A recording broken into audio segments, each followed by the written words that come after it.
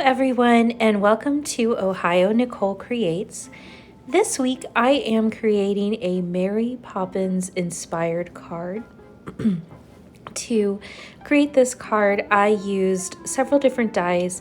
This first die is actually The Park by Tim Holtz, and when I saw this figure with the umbrella, I just thought of Mary Poppins instantly and knew I wanted to make a Mary Poppins themed project. So I will be using this particular die from the Park set along with the different floral sets to create a bit of a fantasy card. To start off, as I do with many of my cards, I am creating a wash, and this wash will be a twilight sky. And as I thought about different ideas for the Mary Poppins card, I thought about those scenes that are most iconic to the film. And the scenes that make me smile the most are the one where she is floating with the umbrella, with the chimney sweeps dancing, and also the scene where she and Bert jump into the painting and are in that nice kind of chalky drawn wonderland. So for this inside of the card, I wanted to give that silhouette of floating in the twilight sky. And to do that, I am just washing with several different layers of colors. I'm using my Prima Confections current palette, and just trying to get a nice blend. I'm including a lot of purple because I want this to be that nice kind of soft blue color that we get just after the sun has set and the stars are starting to come out. I also did a bit of a back and forth motion because I wanted to give that appearance of London fog. So I tried to use a little bit of a different brush stroke and a little bit less blending than I normally do when creating backgrounds. In order to add stars, I am using some metallic paints. These are Tinge metallic watercolors, and I'm just using the silver to add a few sprinkles into the sky. And in order to give a little bit more dimension, I will also use a bleed-proof white to add another layer of stars, just so we have some stars that are close up and some stars that are a bit farther away. As always, I like to add a little bit of copper ink as well, just to give that little bit of a shine. I find that using different colors, it gives a bit more distance for the card itself, and it makes it just a little bit more interesting to look at. So once the background is completed, I go ahead and start working on the next portion of the card. And as I was creating this card, I had an idea of what I wanted to do, but it was also a bit of an experiment. So you'll see me in this video laying pieces down just to see how everything fits and to check the sizes of different things, just to experiment as I go along. So in order to create the moon behind Mary Poppins, that nice kind of iconic full moon, I'm actually just using a pattern weight that I have on my sewing desk, tracing that weight because it's just about the right size, and then I'm going to create a moon in the shape of a circle. And it's okay if the moon is not exactly round, if it's a little bit wonky. If you ever look at the moon in the sky, it's never exactly round. So I just kind of wanted to give that nice storybook effect, and I'm using a bit of a darker orange around the corners and then leaving it a bit lighter in the middle, just so that as I'm painting this sphere, I can also have that highlight in the middle to make it look just a little bit rounder. I did add in a little bit of metallic copper colored paint and gold colored paint. I don't really think it made that much of a difference for the final moon, but it did add another layer of that orangish gold color. Once this is dry, I just cut it out by hand. I didn't use any specific die cuts for the piece, since I was just kind of experimenting with how things looked on the card. If you are concerned with your pieces being exactly perfectly square or exactly perfectly round, then of course you could use a die cut, but for the purposes of this card, I was actually quite happy with the way that the shading on the moon turned out.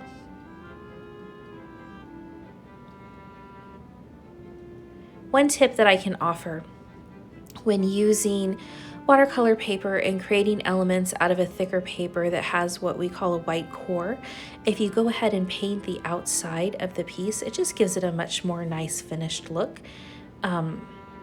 Actually learned that from watching some videos by Jennifer McGuire. So she has some awesome tips as well. If you get a chance to watch any of her videos, I highly recommend them. The next part of the interior scene, which is the chimney top scene, I wanted to include a bit of a skyline so that my Mary Poppins figure had something to float over. And I tried freehanding a couple of times and it just wasn't working out for me. So I went ahead and found an image on Google that I liked, and that was simple. And I used this as the basis to just trace using a piece of graphite paper onto the watercolor paper. And in my experimentation process, I actually originally wanted to have two levels of buildings. I wanted to have a gray level kind of in the background, and then a darker level of buildings at the front. And I just decided it was too much on the card for the size of the card and how I end up insetting the window. So I do end up taking that gray skyline away. So that's why you see that I have two sets of papers here to cut out, and later you may see that gray skyline paper on the worktop as I'm arranging different elements. If you ever do work on a project and you end up making elements that are not used in that project, I always put these in my scrap bin. So you may see that gray skyline come up in a later card. I was actually thinking it would be fun to include in a superhero card, or a card like that for maybe a more masculine theme, or with a plane or something like that. So I'm definitely brainstorming on how I can use any of these elements that didn't get incorporated into this particular card. Once I have checked to make sure that my fit is good and that the scale of everything looks great, I'm going to go ahead and watercolor using the black color from my Prima Confections palette. And you can see here I'm going around the edges again, and this is to just give a nice solid look and a more finished look for the final card, so that you don't have those white edges kind of poking out. I did originally watercolor with the black, and I found that the black gives a nice overall look, but I was really interested in having a little bit more of a solid dark look. So I do end up switching to an acrylic paint after the watercolor has dried, just so I can get that really nice solid silhouette in the final piece.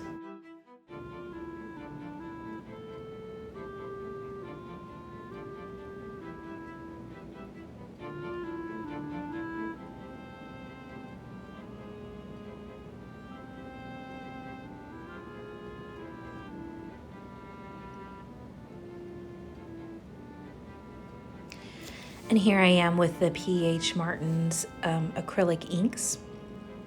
And I really love the liquid acrylics. Of course, standard acrylic does an excellent job as well.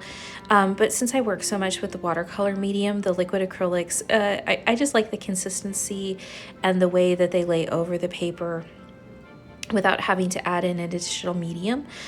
So this is really one of my go-tos when I want that solid black look. And it only takes one coat to get that nice black look. And then here you see that gray skyline. I'm still really fussing with it. I really wanted to have that 2 layers of dimension, but it would have just put Mrs. Poppins too far up on the card here. So I do decide to discard that eventually. In order to cut the Mary Poppins, I use a black cardstock from Sizzix and my Sizzix Big Shot Pro.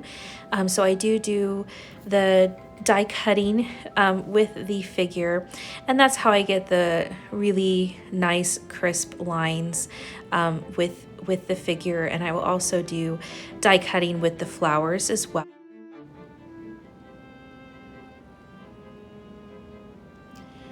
And then once I have all of my pieces assembled, I just do another kind of run to see how everything is coming together.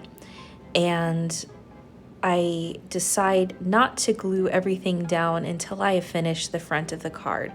And I've learned the hard way that as you're experimenting, ideas change, layouts can change, and so I just like to make sure that I don't finish the interior until I know exactly what the front is going to look like. To complete the front, I want to include a window that will peek into the inside scene, and the window is where I want to bring in the feel of those lovely chalk drawings and all of the florals that we associate with Mary Poppins. So the first thing I do is cut the frame, and I do that using some Sizzix stacked oval dies. And I like these because the dies come in several different shapes, so it's easy to make frames of different widths.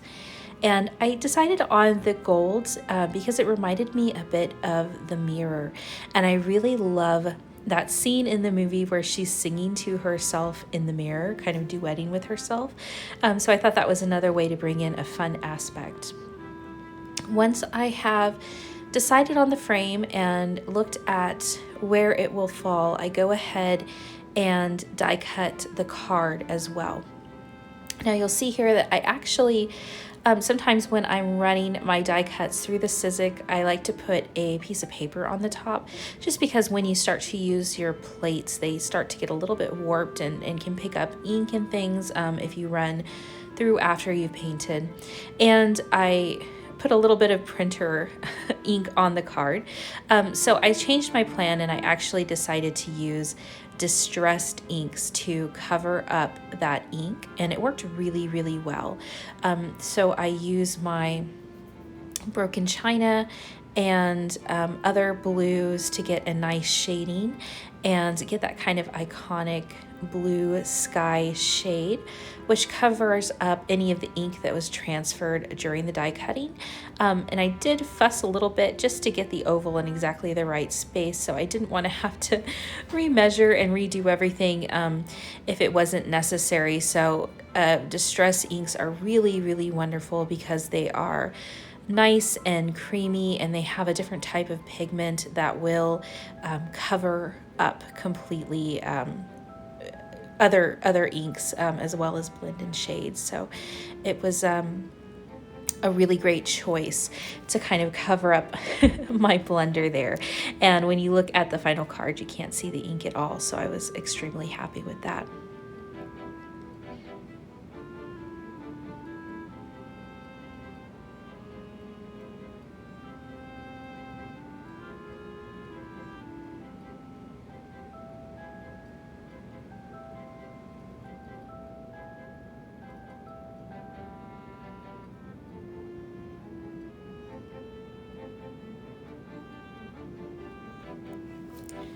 To complete the next step of the card, I will be cutting out floral images, so a lot of different flowers and branches and twigs and leaves. And in order to do this, I'm using the Holtz Funky Flowers dies. or funky foliage dies.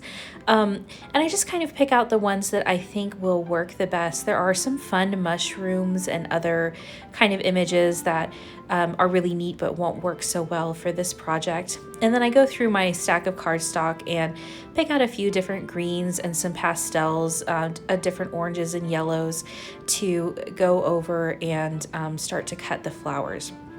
I didn't show the die cutting, but I did run each of the dies through 6 or 7 times just to give myself a good assortment so that I could play around with the arrangement. And just like with the Skyline, any flowers that I complete that I don't use in the card, I do save for later, and it's always nice to have a extra flower or two to pop on to a project or into an art journal. This was actually a bit of a tedious process, so I binged watched some TV while I sat and put all of the flowers together. And these flower dies are very intricate, which gives the flowers so much dimension and makes them so much fun. But when doing a large number like this, it can take a bit of time to get everything together. So just be sure that you are organized and ready to just kind of sit down and go through and sort all of the different elements as you glue together. I found also that using, I believe this is a pen that's normally used for jewels, picking up jewels or jewelry making. It has a wax tip and it can really help with picking up those little pieces and applying glue and then gluing them back down to where you would like them to appear on the final element or the final leaf. Once I feel I have enough different elements, I go ahead and glue the frame on just so I can see where it's going to be, and I start to fill in a wreath of flowers around the bottom half of the card so that it looks like the mirror or the frame is sitting in a bed of flowers. I did not have much of a rhyme or a reason for how I arranged the flowers. Other than that, I wanted to make it look random and organic and just really fill the front of the card up so that we had a lot of textural feel and so that it felt impressive to the recipient of the card. I'm not sure if I mentioned before, but this card is actually for my mother-in-law's birthday, and she was quite pleased with the final card. So all of this fussing and arranging of the florals was really worth it in the end. One suggestion that I can offer is try to avoid patterns, try to work in odd numbers, and that can be really helpful just to making things look a bit more random. So you can see that before I glue things down, I like to put them around and try them in a lot of different places just to see what is going to be most pleasing to the eye. Some makers do like to put everything down and then glue it together, which I find to be very difficult when layering. So whatever way works best for you, definitely embrace that as you move forward with making projects. If you attempt to do something with a lot of little pieces and a lot of little floral pieces like this. First putting in the anchor pieces or the big pieces and then filling in with smaller pieces can be helpful as well, just to make sure you get an even coverage throughout your project. And if you ever do make something like this and you find you don't have enough flowers or perhaps not the colors you wanted or the assortment, you can always stop and make more. No pressure. It's all about having fun and enjoying the process and enjoying the journey of making the specific card.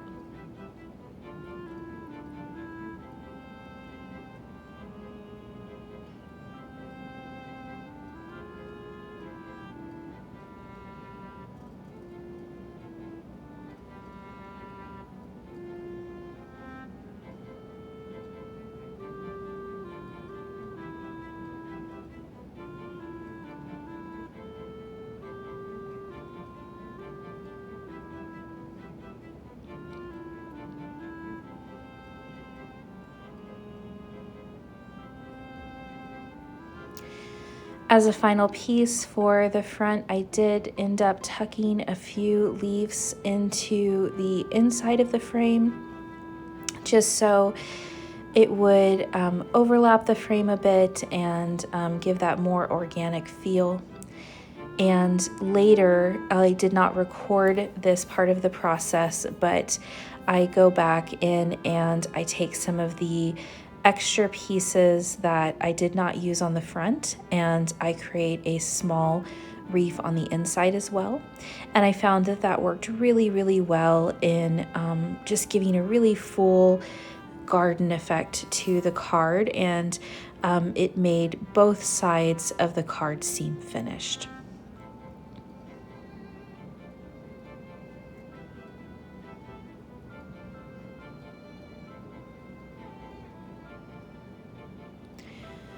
Once I have completed the outside of the card, it's now time to go ahead and glue down all of the elements that I made at the start of the process. So here I am, just kind of fitting everything together, seeing how it's going to look through the window, and gluing down, which is a big commitment for me with this card, since I spent so much time making the different elements.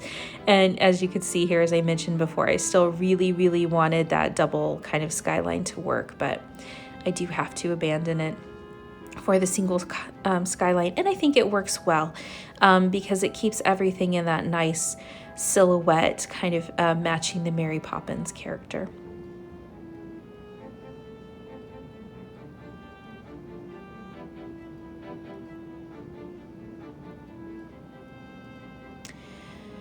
Since the pieces were so small, I did glue them off the screen, so I do apologize for that, but I used my 3-in-1 craft glue, and I find that using the 3-in-1 craft glue is really great for small pieces like this because it just feels like it has a little bit of an additional grab to it, and it dries a bit quicker and a bit stiffer. So I find that it's really nice when doing a lot of small pieces, or thicker pieces like the watercolor paper is much thicker than a cardstock.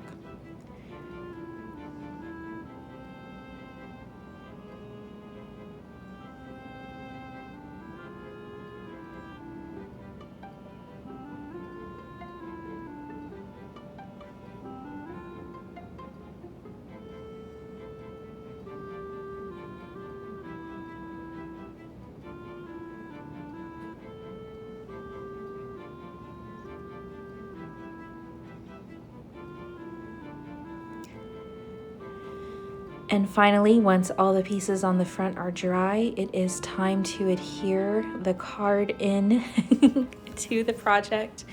And you'll notice that I did a separate panel, and anytime that I'm doing really intricate work on the inside of the card, I do like to use a separate panel. First, it just gives the project a bit more weight and a bit more heft. And then second, it allows to change plans just to make sure everything works.